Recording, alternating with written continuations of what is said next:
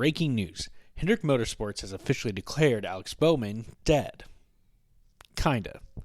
That's right. Alex Bowman is still suffering side effects from the dreaded being outperformed by your teammates disease and will miss the next 3 races through Bristol.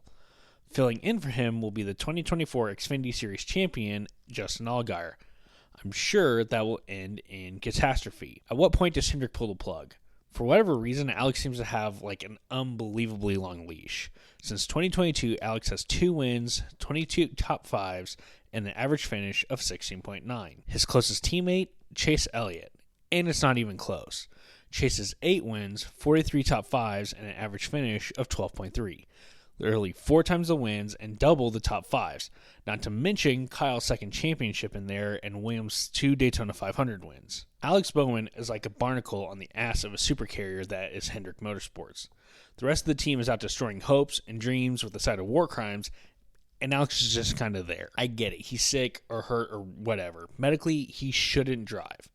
But this is business, and as the saying goes, the best ability is availability. I never thought my unreasonable hatred would morph from Joey Logano to Alex Bowman.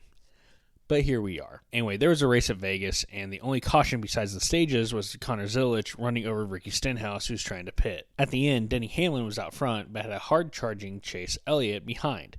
Unfortunately, the NASCAR gods hate Chase Elliott, so Denny Hamlin wins his 61st race in Cup, taking 10th place from Kevin Harvick on the all-time wins list. And to be honest for a second, you could feel the emotion for Denny and his family. After the heartbreak at Phoenix at the end of last year, the lawsuit with NASCAR, and the loss of his dad in a house fire, you can tell that this one meant a lot. I'm happy for Denny, and I can't wait to see more. After the race, Ross Chastain and Daniel Suarez have a robust exchange on pit road. These two obviously haven't gotten along for a long time, and now that they are no longer teammates, the gloves are coming off. They both have their sides of the story, and I couldn't give less of a fuck. That's enough Vegas, let's talk points. And I must say, thank Christ that NASCAR unfucked itself just enough to change formats. Actually having to pay attention to points is pretty amazing. Sex is great and all, but have you looked at a point standing? Anyway, Tyler Reddick is still 61 points clear of his teammate Bubba Wallace, who holds second, followed by Ryan Blaney and Denny Hamlin, the other 2 race winners for the season. Then we have the chosen one, Chase Elliott, rounding out the top 5. This feels about right.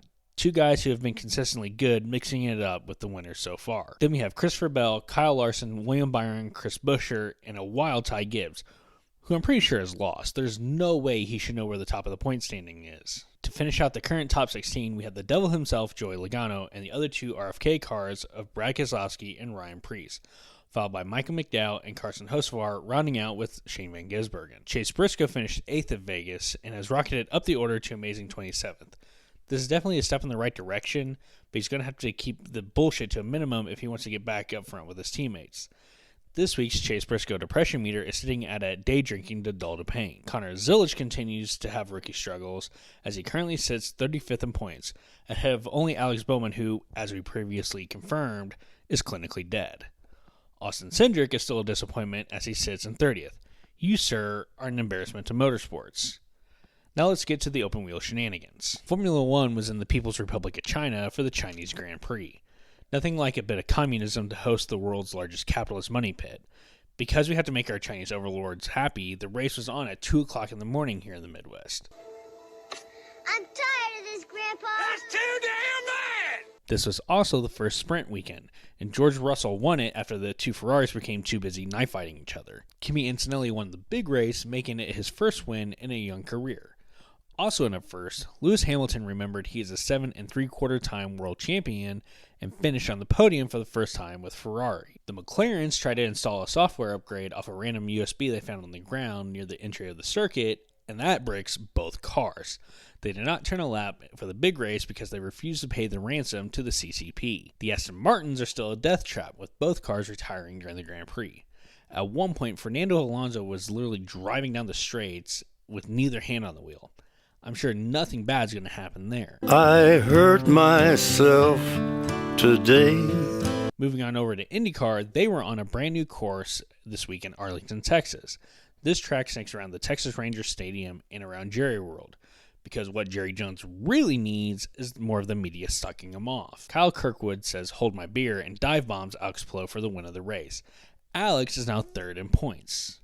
Nature is healing. There was more that happened, but I stopped caring hours ago. It's 11 o'clock on a Friday night. I'm tired. I'm done. Let's go on to this week's awards. The Way to Go Dumbass Award goes to Daniel Dye from the Truck Series for saying shit about David Malukas on a Whatnot stream. First off, what is a Whatnot stream?